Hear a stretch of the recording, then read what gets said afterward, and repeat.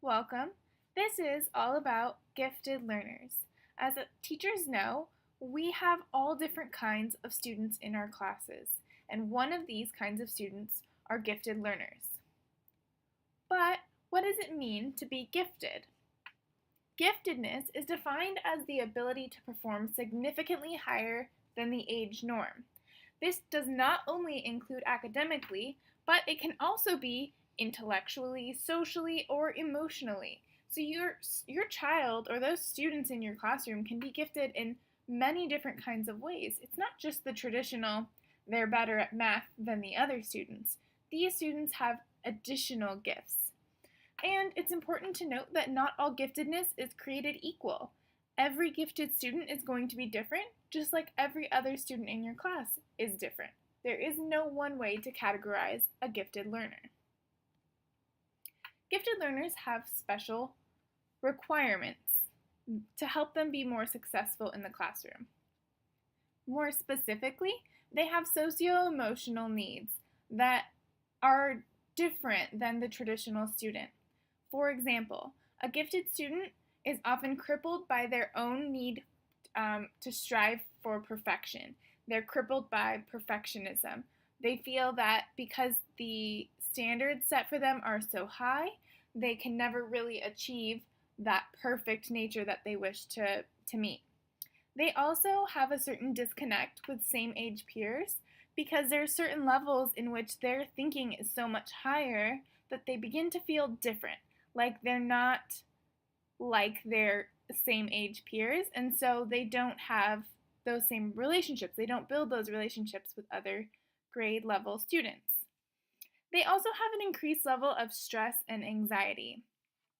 This pairs with the perfectionism because these students feel that they have the whole weight of the world sitting on them and that every big issue they must solve the problem for. So they feel that they are responsible for making everything better, for doing everything perfectly, and more specifically, in the areas that they know they are different in, they feel that pressure and that weight.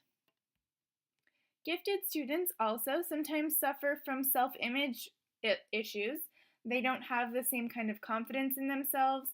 And this centers around the idea that giftedness means you're different and that's bad. We have a tendency to label students, and once we label them, they feel that they are different. And there is this social norm that says that being too smart is not okay. So these students tend to feel that they're not liked by their peers, that they're different, and that gives them self-image issues and confidence issues. They also suffer, this which might sound funny, from existential depression. There are a lot of issues happening in the world, and though this occurs more for older students with that are gifted, this can occur at all ages. They feel that there's all these big issues in the world and they want to be able to solve them, but when you're 10 years old, there's only so much you can do. So these students feel that they have the pressure of solving big world problems and they don't know how. As teachers and educators in the field, it is important for us to note all of these needs that students have and know that we play a role in helping these students feel like they are part of our classroom. So, first, teachers are advocates for these students and they need to be aware that they are advocates for these students. They need to tell the class that this isn't just about being smarter or being better at one subject than other students. Those students need to know that they have support from the person that they spend the majority of their week with. It's also important that a safe and supportive environment is created for these students. The classroom should be a safe space for any student, and that includes gifted learners. Teachers also need to create flexibility with the assignments and tasks provided to the whole class. Gifted learners are going to get through a normal activity very quickly, and they're going to need additional work. So it's really important that teachers are prepared and have additional things to support their students who are gifted learners, And also to note that gifted in one area doesn't necessarily mean gifted in another area. So it's important to note that a gifted learner in reading, a child who reads far above their level and can comprehend it, may not be very strong in math.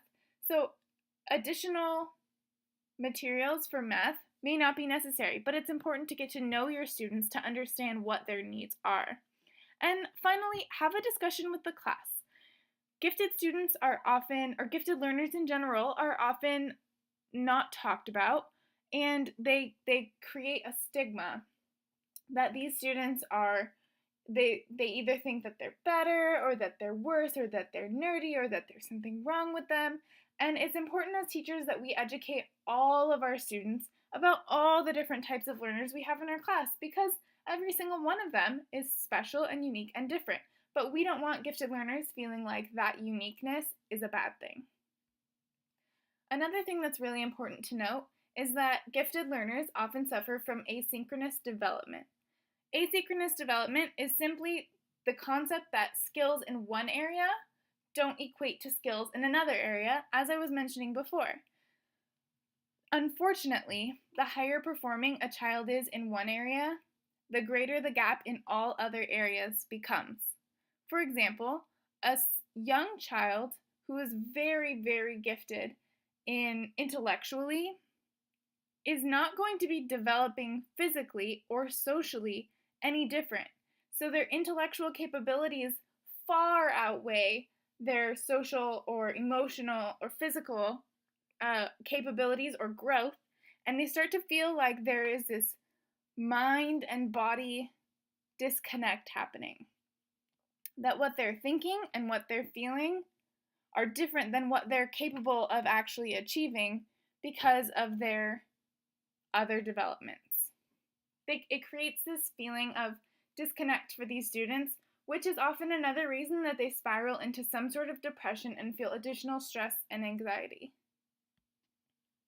So what can educators do about this? Well, for starters, it's important to realize that these students require special accommodations and a lot of patience. This development is not their fault, and there is really nothing that they can personally do about it, but we can ensure that we're making sure that they're comfortable where they are, and that if there's anything that they need, we're able to help them.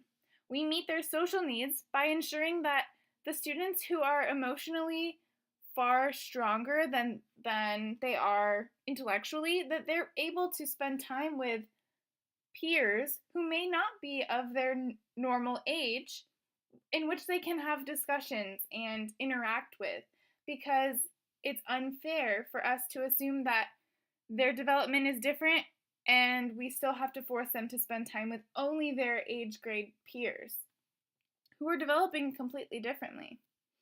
It's also important that we note when we give activities, we provide them with something that is challenging, but we remain age appropriate, because the reality is these students are still at the age that they are, even if their development in other areas far outweighs the age. We still need to make sure that we're providing them with work that is challenging, but isn't too much for their age. And again, it's important to remember that one size fits all does not apply to gifted learners. So we can't use that method. We have to apply everything we do in individual circumstances.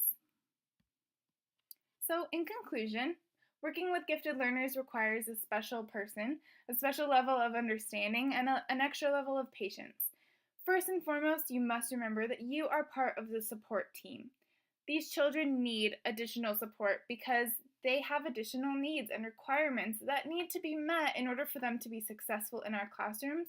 And as teachers, we are part of that role. We play an important role in helping.